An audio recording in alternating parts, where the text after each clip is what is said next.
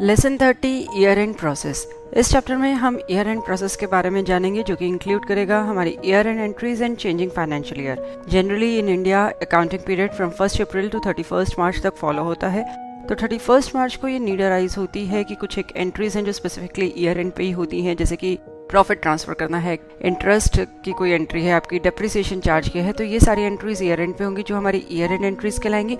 And कैसे आप एक फाइनेंशियल ईयर से दूसरे फाइनेंशियल ईयर में स्विच करेंगे बिजी में, तो यही सब हम इस चैप्टर में जानेंगे। सबसे पहले हम ईयर एंड एंट्रीज डिस्कस करेंगे, जिसके अंडर हम depreciation charge on fixed asset, interest paid on loan taken from bank and profit and loss transfer to partners capital account plus GST payable for last month of the financial year. इस entry को आप busy में किस तरीके से enter करेंगे ये जानेंगे।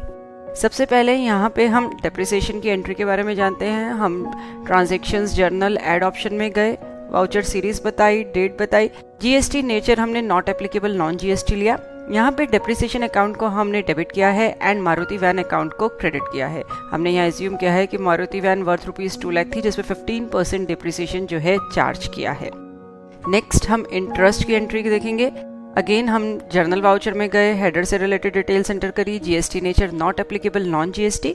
इंटरेस्ट ऑन लोन अकाउंट को हमने डेबिट किया एंड बैंक लोन अकाउंट को, एचडीएफसी लोन अकाउंट जो हमने यहाँ सिलेक्ट किया है उसे हमने क्रेडिट किया है। तो ये हमारी interest on loan taken from bank की ईयर एंड एंट्री है।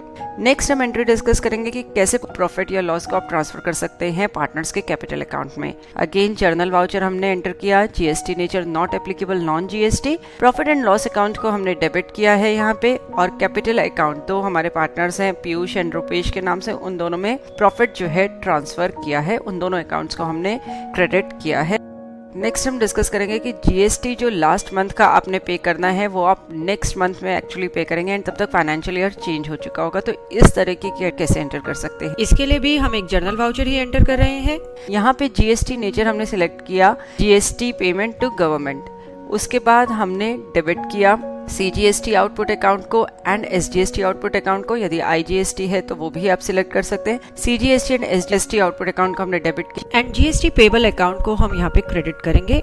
इस अकाउंट को पहले हम क्रिएट करेंगे, उसके लिए हम अकाउंट मास्टर में गए, यहाँ पे करंट लायबिलिटीज अकाउंट ग्रुप के अंडर हमने जीएसटी पेबल अकाउंट को क्रिएट किया है और इस अकाउंट को क्रेडिट किया है। सेव बटन प्रेस करेंगे इस वाउचर को सेव करने के लिए। अब हम फाइनेंशियल ईयर चेंज करेंगे, हालांकि चैप्टर के आगे पार्ट में हम डिटेल में से डिस्कस करेंगे। हम administration change financial year option में गए, यहाँ पे हमने फाइनेंशियल ईयर चेंज किया। नेक्स्ट फाइनेंशियल ईयर में देखिए हम आ गए, यहाँ पेमेंट का वाउचर हमने एंटर किया, जिस डेट को भी आप जीएसटी की पेमेंट कर रहे हैं।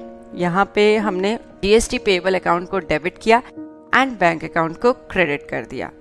अब हम अगेन प्रीवियस फाइनेंशियल ईयर में आएंगे, स्विच बैक किया हमने फाइनेंशियल ईयर में। जो जर्नल वाउचर हमने ऐड किया था जिसमें कि जीएसटी पेबल अकाउंट को क्रेडिट किया था, उसे मॉडिफाई मोड में ओपन करेंगे एंड यहाँ पे जब हम इस वाउचर को सेव करेंगे तो GST payment details window appear होगी, जिसमें पेमेंट से जुड़ी डिटेल्स हम एंटर करेंगे, like challan number, date, cheque DD number, date, bank name, bank का कोड, इंटरेस्ट, पेनल्टी, फैनी। तो जो भी ये सारी डिटेल्स हैं, जब आप वापस प्रीवियस ईयर में आएंगे तो जीएसटी पेमेंट डिटेल्स में जब वाउचर को मॉडिफाई करेंगे तो जीएसटी पेमेंट डिटेल्स में ये डिटेल्स आप एंटर कर सकते हैं। तो इस तरीके से आप जो जीएसटी मार्च का बनता है, जो अप्रैल में आप पे कर रहे हैं, उसकी एंट्री बीसी में इस तरीके से रिफ्लेक्ट कर सकते हैं।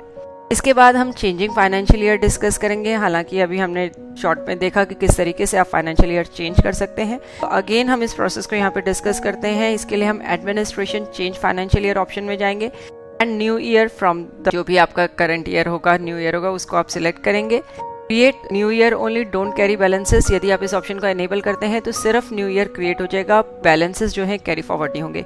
ये ऑप्शन आपकी तब यूज होगी यदि आपको थोड़ी सी जल्दी है फाइनेंशियल ईयर चेंज करने में, तो आप without balances new financial year create कर सकते हैं, क्योंकि विद बैलेंसेस जब आप न्यू फाइनेंशियल ईयर क्रिएट करते हैं तो थोड़ा सा टाइम इस प्रोसेस में लगता है। यदि ऐसी कोई अर्जेंसी नहीं है तो इस ऑप्शन को आप एनेबल करके ही फाइनेंशियल ईयर चेंज कर सकते हैं, जिससे कि सारे मास्टर्स जो हैं, बैलेंसेस हैं, वो सब कैरी फॉरवर्ड हो जाए।